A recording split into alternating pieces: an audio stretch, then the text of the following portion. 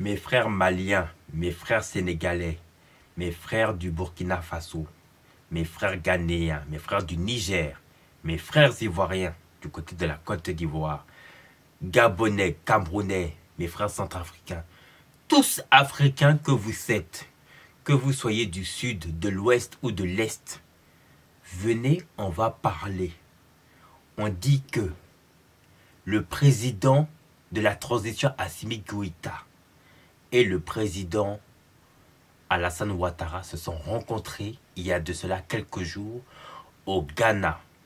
Mais avant ça, n'oubliez pas de vous abonner sur ma chaîne pour recevoir les notifications. Je disais mes frères, vous savez, nous qui sommes des personnes lambda, nous pouvons discuter de ce que nous voyons et nous pouvons donner nos avis. Mais nous ne saurons jamais ce qui se passe à l'intérieur du gouvernement. On parle de l'investiture qui s'est passée au Ghana du président Nana Akufo qui a permis au président africain justement de participer à l'investiture, autant pour moi, à l'investiture du président Akufo. Et cette rencontre a permis d'échanger entre ces deux présidents, Assimi Goïta et le président de la Côte d'Ivoire, Alassane Ouattara. Vous dites quoi? Et vous savez ce qui est encore triste dans cette histoire? C'est que beaucoup de personnes qui se disent panafricains, qui se disent éveillés quand ça les arrange, mais qui portent des casquettes hermétiquement instables, tels des nationalistes par moment, quand ce n'est pas des panafricains. Ils utilisent les connotations africaines quand ça les arrange, et donc ça leur donne ce pouvoir de se mêler de d'autres pays. Mais c'est vrai que nous sommes d'abord africains, mais nous venons d'abord de tous, en tout cas pour la plupart, d'une mère. Parce qu'on ne naît pas par magie, on est d'une mère. Et donc quand on est d'une mère, ça veut dire que vous avez des racines dont vous représentez un pays. Même si le nom du pays, effectivement, ça a été donné par les colons, mais tout de même, on va se baser sur nos réserves. Vous avez un pays. Donc, avant déjà de parler en tant qu'Africain, il faut déjà se connaître. Et beaucoup de personnes dans ce jeu-là sont en prison. Beaucoup se sont allés en prison. Beaucoup d'activistes. Du fait justement qu'on disait, ah mais pourquoi la Côte d'Ivoire est toujours justement avec la France? Pourquoi justement la transition à travers justement l'alliance des États du Sahel, à savoir le Mali, le Burkina et le Niger, justement, ont formé une union justement pour justement avoir sa souveraineté. Vous savez, chaque pays vit ses réalités. Vous savez, ce que le Mali, le Burkina et le Niger, justement, vit en ce moment, c'est ce que la Côte d'Ivoire, à un moment donné, justement, a vécu il y a de cela plus de 10 ans. Oui, beaucoup peut-être oublient, mais il est important de rappeler ce titre de rappel, puisque justement, cette guerre qui s'est passée en Côte d'Ivoire, justement, a suscité justement cet engouement de réveil, parce que d'abord, c'était déjà une suscitation de colère en prenant un de nos pères, un de nos parents, qui n'était autre que l'ancien président de Côte d'Ivoire, Laurent Gbagbo, de le prendre de son pays et de l'emmener à la CPI. Ça, c'était déjà les premières résistances, déjà des questionnements qui a suscité déjà cette énergie de la France-Afrique. Vous voyez? Ce combat de la non à la France-Afrique. Ça a suscité déjà ça parce que déjà, on prenait un chef d'État africain pour l'emmener à la CPI. Non pas pour le juger dans son pays, mais pour l'emmener à la CPI. Vous comprenez? C'est cette situation-là, avec tous les additionnements qui s'est passé par le passé, par l'assassinat de Kadhafi en Libye, Laurent Gbagbo qui a été emmené à la CPI. Il y a eu, comme on appelle, le père Idriss Déby, justement, qui a été assassiné du côté du Tchad. Et donc, tout cet additionnement a fait que, justement, à un moment donné de sa vie, parce que les mêmes questions revenaient sur la table, comme le franc CFA, par exemple, le fait que, justement, les pays n'avaient pas leur propre monnaie, le fait qu'il y avait toujours les installations militaires, justement, de ces mêmes colonies en Afrique. Mais vous savez, tout ça, c'est un processus. Chaque pays vit ses réalités. Les réalités qui sont en Afrique de l'Ouest ne sont pas les mêmes en Afrique centrale. Et même quand vous êtes dans le même sphère, justement, des pays centrales, mais chaque pays du côté central, que ce soit la Centrafrique, le Cameroun, la République démocratique du Congo, le Gabon, hein, pour ne citer que ces pays-là, mais ne vivent pas approximativement les mêmes réalités parce que chaque pays a ses problèmes. Et donc, il serait pour moi déplacé que un frère, même si c'est vrai que nous sommes frères, nous sommes liés justement par la couleur de peau, nous sommes liés justement parce que effectivement nous sommes africains, mais je vais dire, moi par exemple j'ai eu la chance de voyager en Afrique centrale. Je suis d'abord avant tout africain, je suis ivoirien certes, de la Côte d'Ivoire, mais j'ai eu la chance de voyager en Afrique centrale. Au Cameroun, j'ai eu la chance de voyager plusieurs fois, c'est un pays que je connais très bien. Et pour y avoir connu ce pays-là, je suis désolé, mais ce n'est pas les mêmes problèmes. Au Cameroun, et quand j'y étais parlé, imaginez-vous, il y a de cela des années en arrière. Vous savez, il y a des choses qu'on ne va pas parler parce que le linge sale se lave en famille. Donc, ce n'est pas tous les problèmes qu'on expose. Mais pour les personnes qui me connaissent, qui m'ont suivi, vous verrez que j'ai gardé encore des archives sur les différentes plateformes des réseaux sociaux. Vous verrez que les premières choses qu'on observe quand je prends les photos justement, que ce soit touristique et tout, on observe d'abord l'état de la célébrité parce que généralement mes photos je les prends soit en panoramique ou soit en mode selfie. Donc les premières choses qu'on regarde c'est l'état justement du sol, vous comprenez.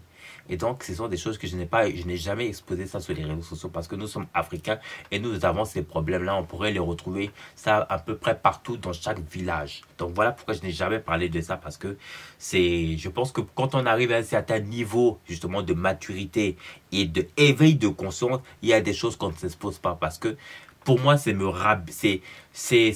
vraiment mesquin, vous comprenez.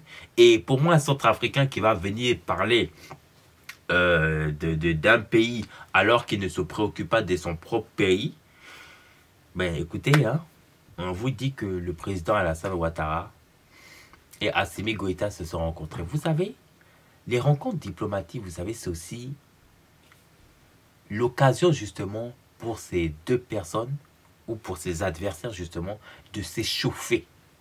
Vous comprenez? Il peut ne pas s'aimer en réalité. Mais vous là, qui mettez vos bouches en pensant connaître la politique là, c'est vous qu'on va vous prendre, qu'on va vous mettre justement dans les tôles, hein, dans les cajoles, dans les barreaux justement. Hein. D'autres appellent ça la maca, d'autres appellent ça, pour les blancs ils appellent ça la CPI. C'est qui prennent? À la fin c'est nous hein, les Africains. Quand les gens nous blaguent, hein. Les dirigeants, vous ne savez pas ce qui se passe. Peut-être qu'ils se collent, entre eux ils s'appellent. Qu'est-ce que vous savez? La politique, c'est quelque chose. Et il ne suffit pas juste de dire parce qu'on est politique, parce qu'on parle juste de sujets, donc parce qu'on fait de la politique. Oui, on est automatique dans la politique parce que les réalités et les problèmes de la société directement et indirectement nous lient. Mais pour parler de la politique, pour dire comme si on connaît la politique, vous n'y connaissez rien. Même moi-même qui vous parle, je ne connais rien. Donc calmez-vous. Calmez-vous. Hé, mes frères maliens, ivoiriens, sénégalais, burkinabés, mes frères camerounais, mes frères anglophones, tanzaniens, tchadiens, mozambique, Botswana, qu'importe ce que vous êtes. On parle de l'Afrique. Quand on veut parler du franc CFA, je donne un exemple. Si on veut parler du franc CFA, on essaie justement de trouver un point commun. Vous voyez? La manière que le Nigeria, justement, la population du Nigeria se sont soulevés justement pour avoir leur indépendance, c'est par rapport à des additionnements de leur réalité. Ce n'est pas par rapport à ce qui s'est passé au Mali ou par rapport à ce qui s'est passé au Burkina Faso. Non, ça a été juste, si vous voulez, le souffle, s'il vous plaît, le souffle de l'éveil. Mais ce n'est pas ça. Vous comprenez? Ce sont des additionnements de tout. Ouais, le fait que le Nigeria, justement, vivait dans une précarité de misère. Le fait qu'ils n'avaient pas de quoi manger. Pendant que d'autres pays, justement, profitaient justement de ces énergies de pétrole et autres. Et qu'en plus de cela, ces mêmes pays, donc les étrangers, ne payaient pas en plus les impôts dans ces pays, le Nigeria. Et par la suite, l'ancien discours que vous avez pu voir de M. Bazoum, qui disait que même les armées militaires de la CEDEAO ne peuvent rien faire contre le terrorisme. Mais attendez, quand on arrive à ce niveau-là, forcément, il y aura forcément le soulèvement populaire. Vous comprenez? Ça, c'est la réalité du Nigeria. Voilà. En Côte d'Ivoire, nous avons eu aussi nos réalités à un moment donné. Mais nous, là, on s'est battu, comme le disait un ancien, justement, dirigeant, qui est toujours même d'ailleurs dans la politique. On se battait les mains nues quand on était à l'hôtel du Golfe. On s'est battu les mains nues. Et beaucoup de nos frères ivoiriens ont été tués à l'hôtel du Golfe par des armes réelles de l'armée française. Et ça n'a pas empêché, justement, ce qui se passe au Mali, au Burkina et tout. Parce qu'il fallait justement que nous, on peut même dire que nous avons quelque part ouvert un peu les yeux justement à ces différents pays, parce que le fait de prendre un ancien président de la Côte d'Ivoire et de l'emmener justement à la CPI, ça déjà, ça a suscité déjà de la frustration. Et avec tout ce que nous avons suivi ici à la CPI et tout ce qui s'est passé, mes frères, nous devons nous concentrer et de parler et de nous converger sur les réalités et de ce qu'on pourrait nous proposer, notamment de la monnaie du franc CFA, notamment par les partenariats. Parce que vous savez, moi je suis un entrepreneur. Vous comprenez? Moi j'ai ma mission. Chaque être humain sur cette terre a sa mission. Moi j'ai ma mission. Ma mission c'est quoi? C'est de créer de l'emploi, aider mes frères et sœurs à mon petit niveau. Chaque personne avec son talent, avec sa créativité, si on unissait nos forces justement pour faire ce qu'on devait faire, pour l'éveil justement et l'épanouissement du continent africain, sortir nos parents, nos mamans de la précarité, si déjà on pouvait déjà faire ça déjà, vous verrez que la politique de ce qui se passe, je vous assure que tôt ou tard, de toute façon, ces jeunes, nouvelles générations-là, vont finir par prendre le pouvoir. La plupart des dirigeants africains que vous voyez ont déjà dépassé la soixantaine d'années, pour ne pas dire même 70 ans. Alors, je pense que c'est bien de parler de la politique parce que ça nous concerne, nous sommes citoyens. Mais toi qui me regardes, toi qui me suis, toi mon frère malien, toi frère sénégalais, toi frère du Burkina Faso, donc des pays, des hommes intègres, toi justement du Cameroun, toi du Gabon, qu'est-ce que vous faites? D'ailleurs, je félicite d'ailleurs le gars